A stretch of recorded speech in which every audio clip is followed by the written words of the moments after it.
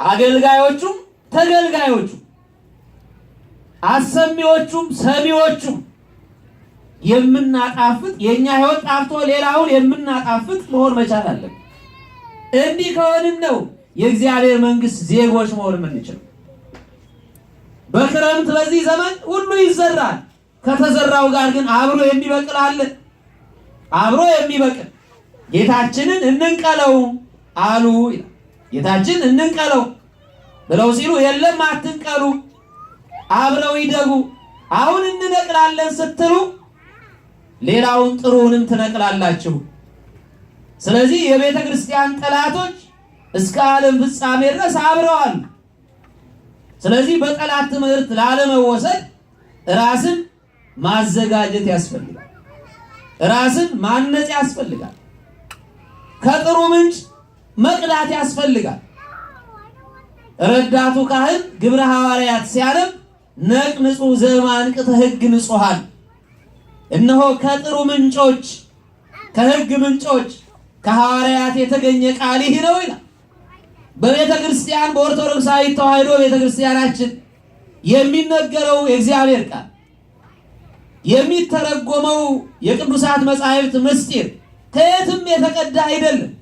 ከጌታችን የተቀዳ ሐዋርያት ከጌታችን የቀዱት፣ ሊቃውንት ከሐዋርያት የቀዱት፣ ዛሬ ያሉ መምህራንም የቤተ ክርስቲያን ሊቃውንትም ከጌታችን የቀዱት ሳይበረስ ሳይከለስ። ዓለም ላይ ብዙ ነገሮች ተለውጠዋል። ኦርቶዶክሳዊ ተዋሕዶ ቤተ ክርስቲያን ግን አልተለወጠችም። ስለዚህ ሰይጣን የሚፍጨረጨረው ዕለት ዕለት የሚተጋው እኛ ነን እንቅልፋሞቹ እንጂ ሰይጣንም አልተኛ፣ ጠላትም እንቅልፍ አልያዘው። እኛ ግን አንቀላፍተናል። ሰራተኞቹ ሲተኙ ጠላቴ እናደረገ። ዛሬ በቤተ ክርስቲያን ውስጥ ያሉት ችግሮች የመናፍቃኑ ስልታዊ እንቅስቃሴ የምን ውጤት ነው ስንል የኛ የአገልጋዮቹ የተገልጋዮቹ የምዕመናንም ማንቀላፋት ውጤት። ስለዚህ እንክርዳድ እንዳይዘራብን መንቃት ያስፈልጋል። እንቅልፋም ሰው ልብሱ ይቀማል ተብሏል። ልብሳችንን እንዳንቀማ። ልብስ የተባለው ሃይማኖት ነው። ስናንቀላፋ ሃይማኖታችን ይቀማል። የጨበጥነውን ነገር ብንን ስንል ልናጣው እንችላለን። ስለዚህ መተኛት የለብን። ማንም ልብሱ እንዳይወሰድበት ነቅቶ የሚጠብቅ እሱ ብፁዕ ነው። የምንነቃው በምንድን ነው ያል እንደሆነ ቃል እግዚአብሔር በመማር ቤተ ክርስቲያን የማን ነች? ካህናቶቼ እነማን ናቸው? አባቶቼ ምን አይነት ናቸው? እኔ ልሰማው የሚገባኝ ድምፅ የትኛውን ነው ያልን እንደሆነ ነው። ሁሉን የምናግበሰብስ ከሆነ ጎርፍ ያመጣውን ሁሉ የምንሰበስብ ከሆነ እንቸገራለን። ምዕመናን እንቸገራለን። ስለዚህ ዛሬ የተነበበው ወንጌል የተሰበከው የተዘመረው የቅዱስ ዳዊት መዝሙር ይሄንን የሚያሳይ እግዚአብሔር ትልማችንን አስተካክሎልናል። ትልማችን ቤተክርስቲያን ነች። ትልማችን ቤተክርስቲያን ነች። በቤተክርስቲያን መተከል መቻል አለብን። ቅዱስ ዳዊት ትኩላንም ሙንቱ ውስተ ቤተ እግዚአብሔር ወይበቁል ውስተ አጸዱ ለአምላክን፣ በእግዚአብሔር ቤት የተተከሉ በአምላካችንም ቤት የበቀሉ ተብሎ እንደተነገረው በእግዚአብሔር ቤት ሁሉ ጊዜ መተከል ያስፈልጋል። መተከል ያስፈልጋል።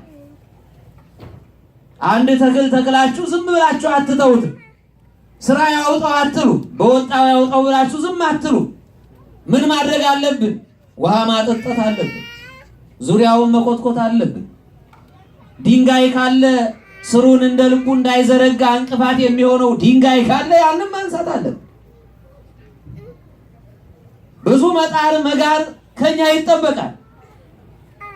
ይሄ ከኛ የሚጠበቅ ነው።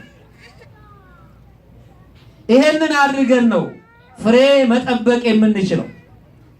ስለዚህ ምዕመናን እያንዳንዳችን በያለንበት ኃላፊነት አለብን። ካህናቱ ለዚህ ለምዕመናኑ ለማህበረ ምዕመናኑ ኃላፊነት አለብን። ምዕመናን በቤተሰብ ደረጃ ወላጆች ለልጆቻችሁ ኃላፊነት አለባቸው። ኃላፊነት አለባቸው።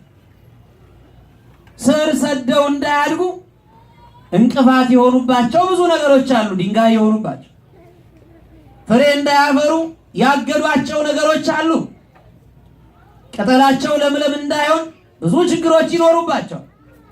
ስለዚህ ውሃው በሚመጣበት ልጆቻችንን መትከል ያስፈልጋል። የእግዚአብሔር ቃል ውሃ ያለባት ደግሞ ይህቺ ቤተክርስቲያን ነች። በዚህች የተተከሉ መልካሞች ናቸው። ለሀገር የሚጠቅሙ ለወገን የሚጠቅሙ የሀገር ፍቅር ስሜት ያላቸው ቤተክርስቲያንን የሚወዱ ሽማግሌዎችን የሚያከብሩ ይሆናል በቤተክርስቲያን ያደጉ ልጆች። ስንቶቻችን ግን ልጆቻችንን በቤተክርስቲያን እናሳድጋለን?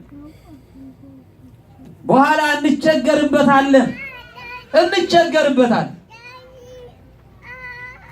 እንዳንቸገር ኋላ ማጣቢያው እንዳያጥር።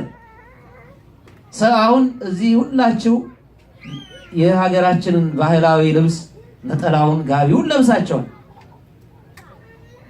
ለማጣፋት ምኑ መርዘም አለበት? አርቡ መርዘም አለበት፣ መጥበብ የለበት።